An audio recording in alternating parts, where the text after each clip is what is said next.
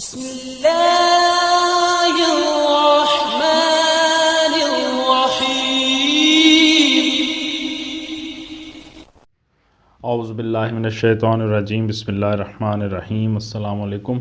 آج آپ کا میزبان ڈاکٹر کاشف بشیر تفہیم القرآن سیریز کی قسط نمبر 320 کے ساتھ آپ کے سامنے حاضر خدمت ہے، جس میں ہم انشاءاللہ العزیز سورۃ الفرقان کی آیت نمبر 10 سے لے کر 20 تک کا ترجمہ اور تفسیر آپ کے سامنے پیش کریں گے، اور اس حصے کا موضوع ہے اللہ کی حکمتیں۔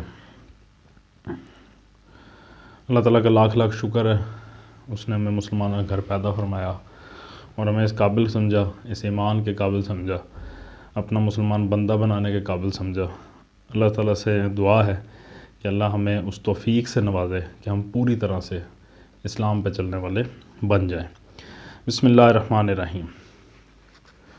تبارک الذی ان شاء جعل لک خیرا من ذلک جنات تجری من تحتها الانہار ویجعل لک قصورا۔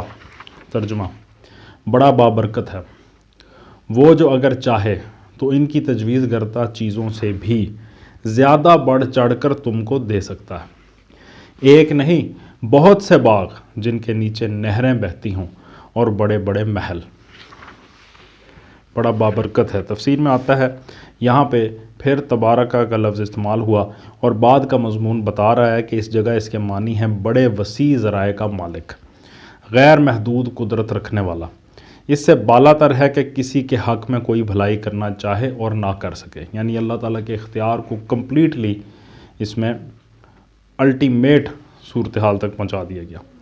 بل کذبوا بالساعۃ وَأَعْتَدْنَا لِمَنْ كَذَّبَ بِالسَّاعَةِ سَعِيرًا۔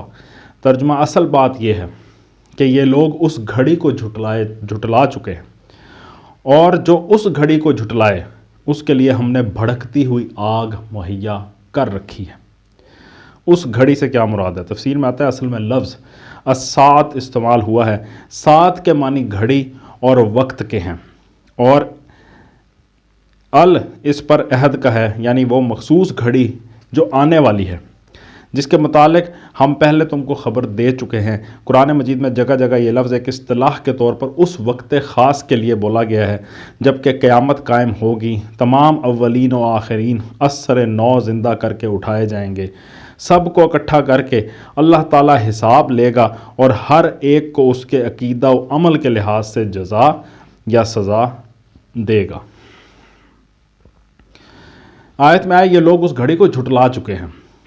تفسیر میں آتا ہے یعنی جو باتیں یہ کر رہے ہیں ان کی وجہ یہ نہیں ہے کہ ان کو واقعی کسی قابل لحاظ بنیاد پر قرآن کے جعلی کلام ہونے کا شبہ ہے، یا ان کو در حقیقت یہ گمان ہے کہ جن آزاد کردہ غلاموں کے یہ نام لیتے ہیں وہی تم کو سکھاتے پڑھاتے ہیں، یا انہیں تمہاری رسالت پر ایمان لانے سے بس اس چیز نے روک رکھا ہے کہ تم کھانا کھاتے اور بازاروں میں چلتے پھرتے ہو، یا وہ تمہاری تعلیم حق کو مان لینے کے لیے تیار تھے مگر صرف اس لیے رک گئے کہ نہ کوئی فرشتہ تمہارا اردلی میں تھا اور نہ تمہارے لیے کوئی خزانہ اتارا گیا تھا۔ اصل وجہ ان میں سے کوئی بھی نہیں ہے، بلکہ آخرت کا انکار ہے جس نے ان کو حق اور باطل کے معاملے میں بالکل غیر سنجیدہ بنا دیا ہے۔ اسی کا نتیجہ ہے کہ وہ دوسرے سے کسی غور و فکر اور تحقیق و جستجو کی ضرورت ہی محسوس نہیں کرتے، اور تمہاری معقول دعوت کو رد کرنے کے لیے ایسی مضحکہ انگیز حجتیں پیش کرنے لگتے ہیں۔ ان کے ذہن اس تخیل سے خالی ہیں کہ اس زندگی کے بعد کوئی اور زندگی بھی ہے جس میں انہیں خدا کے سامنے جا کر اپنے اعمال کا حساب دینا ہوگا۔ وہ سمجھتے ہیں کہ اس 4 دن کی زندگی کے بعد مر کر سب کو مٹی ہو جانا ہے، بت پرست بھی مٹی ہو جائے گا اور خدا پرست بھی اور منکر خدا بھی، نتیجہ کسی چیز کا بھی کچھ نہیں نکلنا ہے۔ پھر کیا فرق پڑ جاتا ہے مشرک ہو کر مرنے اور موحد یا ملحد ہو کر مرنے میں؟ صحیح اور غلط کے امتیاز کی اگر ان کے نزدیک کوئی ضرورت ہے تو اس دنیا کی کامیابی و ناکامی کے لحاظ سے ہے، اور یہاں وہ دیکھتے ہیں کہ کسی عقیدے یا اخلاقی اصول کا بھی کوئی متعین نتیجہ نہیں ہے جو پوری یکسانی کے ساتھ ہر شخص اور ہر رویے کے معاملے میں نکلتا ہو۔ دہریے، آتش پرست، عیسائی، موسائی، ستارہ پرست، بت پرست، سب اچھے اور برے دونوں ہی طرح کے حالات سے دوچار ہوتے ہیں۔ کوئی ایک عقیدہ نہیں جس کے متعلق تجربہ بتاتا ہو کہ اسے اختیار کرنے والا یا رد کر دینے والا اس دنیا میں لازماً خوشحال یا لازماً بدحال رہتا ہو۔ بدکار اور نیکوکار بھی یہاں ہمیشہ اپنے اعمال کا ایک ہی مقرر نتیجہ نہیں دیکھتے۔ ایک بدکار مزے کر رہا ہے اور دوسرا سزا پا رہا ہے، ایک نیکوکار مصیبت جھیل رہا ہے تو دوسرا معزز و محترم بنا ہوا ہے۔ لہٰذا دنیاوی نتائج کے اعتبار سے کسی مخصوص اخلاقی رویے کے متعلق بھی منکرین آخرت اس بات پر مطمئن نہیں ہو سکتے کہ وہ خیر ہے یا شر ہے۔ اس صورتحال میں جب کوئی شخص ان کو ایک عقیدے اور ایک اخلاقی ضابطے کی طرف دعوت دیتا ہے تو خواہ وہ کیسے ہی سنجیدہ اور معقول دلائل کے ساتھ اپنی دعوت پیش کرے، ایک منکر آخرت کبھی سنجیدگی کے ساتھ اس پر غور نہیں کرے گا بلکہ طفلانہ اعتراضات کر کے اسے ٹال دے گا۔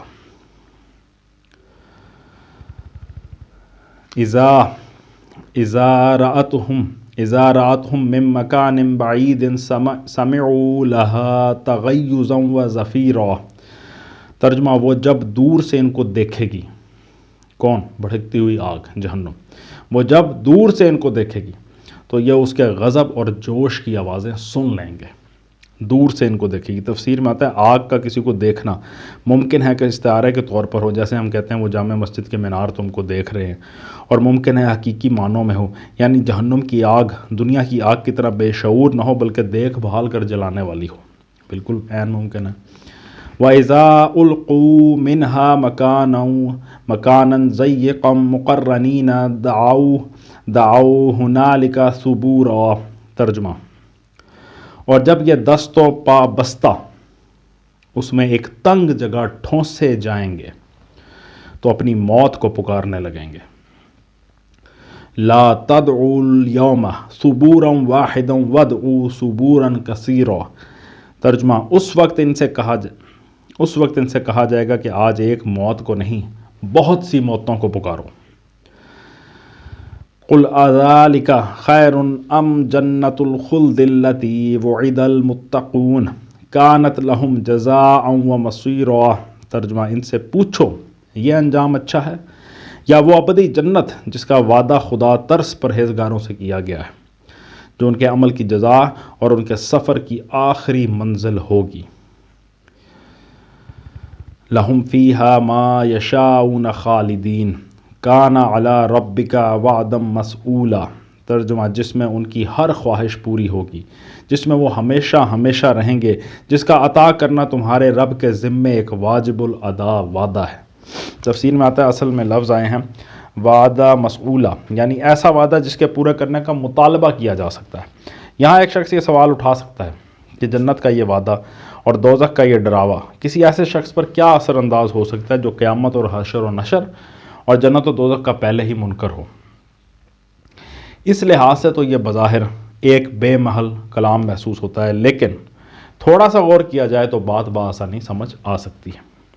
اگر معاملہ یہ ہو کہ میں ایک بات منوانا چاہتا ہوں اور دوسرا نہیں ماننا چاہتا تو بحث و حجت کا انداز کچھ اور ہوتا ہے، لیکن اگر میں اپنے مخاطب سے اس انداز میں گفتگو کر رہا ہوں کہ زیر بحث مسئلہ میری بات ماننے یا نہ ماننے کا نہیں بلکہ تمہارے اپنے مفاد کا ہے، تو مخاطب چاہے کیسا ہی ہٹ درم ہو ایک دفعہ سوچنے پر مجبور ہو جاتا ہے۔ یہاں کلام کا طرز یہی ہے۔ اس صورت میں مخاطب کو خود اپنی بھلائی کے نقطہ نظر سے یہ سوچنا پڑتا ہے کہ دوسری زندگی کے ہونے کا چاہے ثبوت موجود نہ ہو مگر بہرحال اس کے نہ ہونے کا بھی کوئی ثبوت نہیں ہے، اور امکان دونوں ہی کا ہے۔ اب اگر دوسری زندگی نہیں ہے جیسا کہ ہم سمجھ رہے ہیں تو ہمیں بھی مر کر مٹی ہو جانا ہے اور آخرت کے قائل کو بھی۔ اس صورت میں دونوں برابر رہیں گے، لیکن اگر کہیں بات وہی حق نکلی جو یہ شخص کہہ رہا ہے تو یقیناً پھر ہماری خیر نہیں ہے۔ اس طرح یہ طرز کلام مخاطب کی ہٹ درمی میں ایک شگاف ڈال دیتا ہے، اور اس شگاف میں مزید وسعت اس وقت پیدا ہوتی ہے جب قیامت، حشر، حساب اور جنت و دوزخ کا ایسا تفصیلی نقشہ پیش کیا جانے لگتا ہے کہ جیسے کوئی وہاں کا آنکھوں دیکھا حال بیان کر رہا ہو۔ تو اس حوالے سے آج کل یہ خاصی کیمپین بھی ہے کہ what if I am wrong, کہ کیا ہوگا اگر میں غلط ہوں۔ تو یہ بڑا ایک اچھا رویہ ہے چیزوں کو سمجھنے کا، جس میں یہ بات بڑی آسانی سے سمجھ آ سکتی ہے۔ وَيَوْمَ يَحْشُرُهُمْ وَمَا يَعْبُدُونَ مِن دُونِ اللَّهِ فَيَقُولُ أَأَنْتُمْ أَضْلَلْتُمْ عِبَادِي هَؤُلَاءِ أَمْ هُمْ ضَلُّوا السَّبِيلَ۔ ترجمہ، اور وہی دن ہوگا جبکہ تمہارا رب ان لوگوں کو بھی گھیر لائے گا اور ان کے ان معبودوں کو بھی بلا لے گا جنہیں آج یہ اللہ کو چھوڑ کر پوج رہے ہیں۔ پھر وہ ان سے پوچھے گا، کیا تم نے میرے ان بندوں کو گمراہ کیا تھا یا یہ خود راہ راست سے بھٹک گئے تھے؟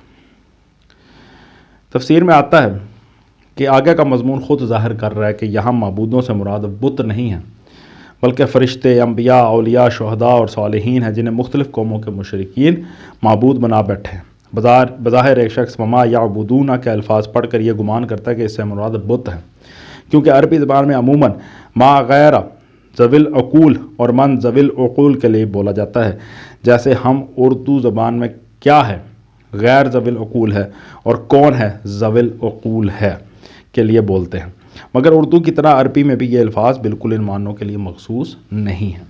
بسا اوقات ہم اردو میں کسی انسان کے متعلق تحقیر کے طور پر کہتے ہیں وہ کیا ہے، اور مراد یہ ہوتی ہے کہ اس کی حیثیت کچھ بھی نہیں ہے، حالانکہ پوچھ رہے ہیں، لگتا ہے الفاظ سے لگتا ہے پوچھ رہے ہیں وہ کیا ہے، لیکن ایکچولی لہجے سے لگتا ہے کہ ہم اس کی تحقیر کر رہے ہیں، وہ کوئی بڑی ہستی نہیں ہے۔ ایسا ہی حال عربی زبان کا بھی ہے، چونکہ معاملہ اللہ کے مقابلے میں اس کی مخلوق کو معبود بنانے کا ہے، اس لیے خواہ فرشتوں اور بزرگ انسانوں کی حیثیت بجائے خود بہت بلند ہو، مگر اللہ کے مقابلے میں تو گویا کچھ بھی نہیں ہے۔ اسی لیے موقع و محل کی مناسبت سے ان کے لیے من کے بجائے ماں کا لفظ استعمال ہوا ہے۔ آیت کے آخر میں آیا ایک سوال ہے، پھر وہ ان سے پوچھے گا، کیا تم نے میرے ان بندوں کو گمراہ کیا تھا؟ یعنی ان معبودوں کو پوچھے گا، ان بزرگوں کے پوچھے گا جن کے نام پہ بت بن گئے یا ان کی اور بہت ساری چیزیں چل پڑیں، کیا تم نے میرے ان بندوں کو گمراہ کیا تھا یا یہ خود راہ سے بھٹک گئے تھے؟ تفسیر میں آتا ہے یہ مضمون متعدد مقامات پر قرآن شریف میں آیا ہے۔ مثلا سورہ سبا میں آیت نمبر 40 اور 41 میں ترجمہ ہے، جس روز وہ ان سب کو جمع کرے گا، پھر فرشتوں سے پوچھے گا، کیا یہ لوگ تمہاری ہی بندگی کر رہے تھے؟ وہ کہیں گے، پاک ہے آپ کی ذات، ہمارا تعلق تو آپ سے ہے نہ کہ ان سے، یہ لوگ تو جنوں یعنی شیاطین کی بندگی کر رہے تھے، ان میں سے اکثر انہی کے مومن تھے۔ اسی طرح سورہ مائدہ کے آخری رکوع میں جس کی سورہ مائدہ کے آخری رکوع میں آیا، اور جب اللہ پوچھے گا، اے مریم کے بیٹے عیسیٰ، کیا تو نے لوگوں سے یہ کہا تھا کہ خدا کو چھوڑ کر مجھے اور میری ماں کو معبود بنا لو؟ وہ عرض کرے گا، پاک ہے آپ کی ذات، میرے لیے یہ کب زیبا تھا کہ وہ بات کہتا جس کے کہنے کا مجھے حق نہیں ہے، میں نے تو ان سے بس وہی کچھ کہا تھا جس کا آپ نے مجھے حکم دیا تھا، یہ کہ اللہ کی بندگی کرو جو میرا رب بھی ہے اور تمہارا رب بھی۔ قالوا سبحانك ما كان ينبغي لنا ان نتخذ من دونك من اولیاء ولكن متعتهم وآباءهم حتى نسوا الذکر وكانوا قوما بورا۔ ترجمہ، وہ عرض کریں گے، پاک ہے آپ کی ذات، ہماری تو یہ بھی مجال نہ تھی کہ آپ کے سوا کسی کو اپنا مولا بنائے، مگر آپ نے ان کو اور ان کے باپ دادوں کو خوب سامان زندگی دیا، حتیٰ کہ یہ سبق بھول گئے اور شامت زدہ ہو کر رہے۔ تفسیر میں آتا ہے یعنی یہ کم ظرف اور کمینے لوگ تھے، آپ نے رزق دیا تھا کہ شکر کریں، یہ کھا پی کر نمک حرام ہو گئے، اور وہ سب نصیحتیں بلا بیٹھے جو آپ کے بھیجے ہوئے انبیاء نے ان کو کی تھی۔ فقد كذبوكم بما تقولون فما تستطيعون صرفا ولا نصرا ومن يظلم منكم نذقه عذابا كبيرا۔ ترجمہ، یوں جھٹلا دیں گے وہ تمہارے معبود تمہاری ان باتوں کو جو تم آج کہہ رہے ہو، پھر تم نہ اپنی شامت کو ٹال سکو گے نہ کہیں سے مدد پا سکو گے، اور جو بھی تم میں سے ظلم کرے اسے ہم سخت عذاب کا مزہ چکھائیں گے۔ تفسیر میں آتا ہے یعنی تمہارا یہ مذہب جس کو تم حق سمجھے بیٹھے ہو بالکل بے اصل ثابت ہوگا، تمہارے وہ معبود جن پر تمہیں بھروسہ ہے کہ یہ خدا کے ہاں ہمارے سفارشی ہیں، الٹے تم کو خطا کار ٹھہرا کر بری و ذمہ ہو جائیں گے۔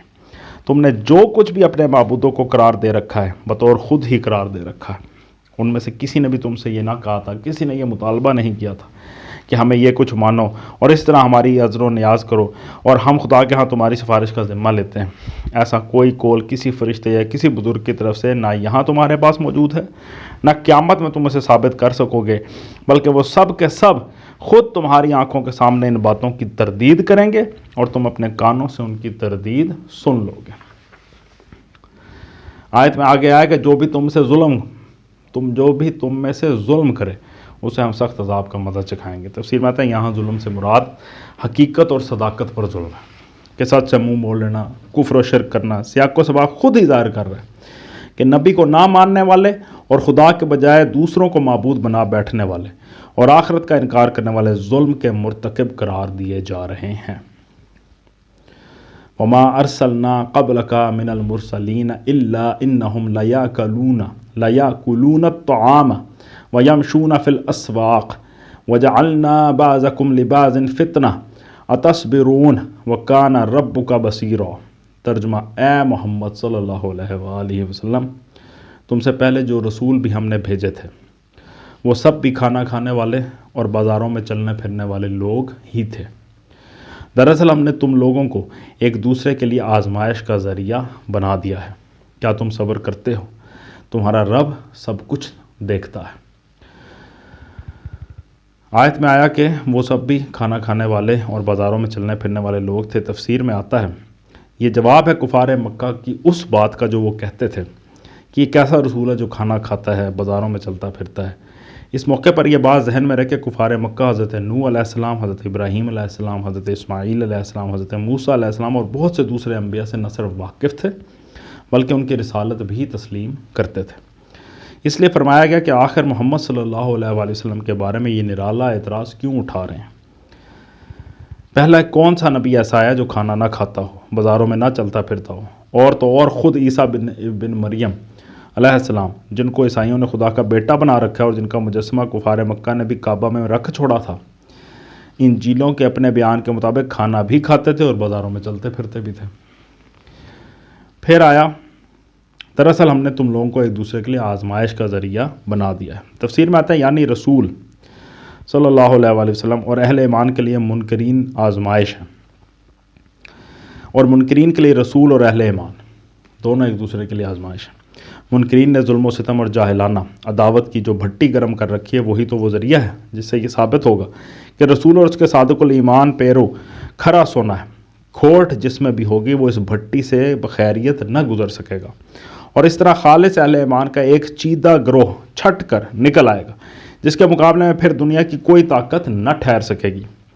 یہ بھٹی گرم نہ ہو تو ہر طرح کے کھوٹے اور کھرے آدمی نبی کے گرد جمع ہو جائیں گے اور دین کی ابتدا ہی ایک خام جماعت سے ہوگی۔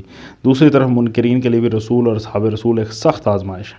ایک عام انسان کا اپنی ہی برادری کے درمیان سے یکایک نبی بنا کر اٹھا دیا جانا، اس کے پاس کوئی فوج فرہ اور مال و دولت نہ ہونا، اس کے ساتھ کلام الہی اور پاکیزہ سیرت کے سوا کوئی عجوبہ چیز نہ ہونا، اس کے ابتدائی پیرووں میں زیادہ تر غریبوں، غلاموں اور نومر لوگوں کا فالوور بننا، اور اللہ تعالیٰ کا ان چند مٹھی بھر انسانوں کو گویا بھیڑیوں کے درمیان بے سہارا چھوڑ دینا، یہی وہ چھلنی ہے جو غلط قسم کے آدمیوں کو دین کی طرف آنے سے روکتی ہے اور صرف ایسے ہی لوگوں کو چھان چھان کر آگے گزارتی ہے جو حق کو پہچاننے والے اور راستی کو ماننے والے ہوں۔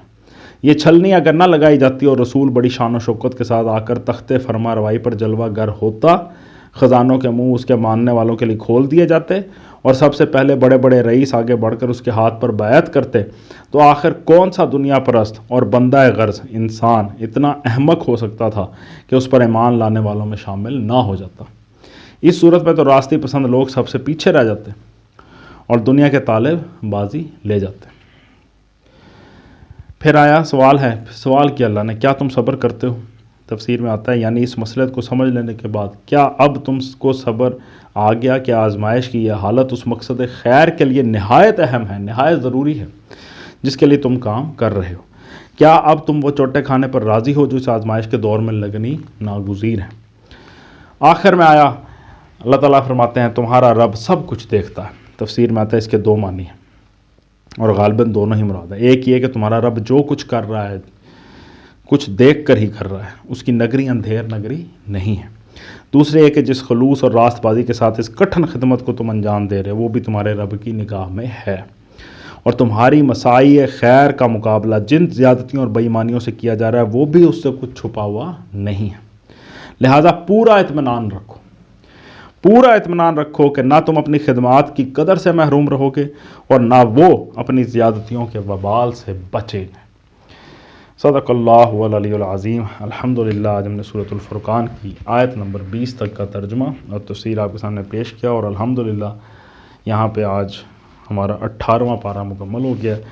اللہ تعالیٰ کا لاکھ لاکھ شکر ہے، اس کی مہربانی سے، اس کی توفیق سے، اس کی عطا کردہ استقامت سے اب تک ہم اس سلسلے کو بلا ناغہ لے کر چل رہے ہیں۔ اللہ تعالیٰ کا لاکھ لاکھ شکر ہے، اس سے دعا ہے کہ اللہ تعالیٰ ہمیں اس کو پورا کرنے کی توفیق عطا فرمائے، اور اس کی برکت سے ہماری زندگیوں میں، پڑھنے والے کی زندگیوں میں، آپ کی زندگیوں میں، سننے والوں کی زندگیوں میں مثبت تبدیلیاں آئیں، اور ہم سب لوگ پوری طرح سے اسلام پر چلنے والے بن جائیں۔ اسی دعا کے ساتھ آپ سے اجازت چاہیں کہ اپنا بہت خیال رکھیں۔ آپ لوگوں کا بہت بہت شکریہ۔ اللہ حافظ۔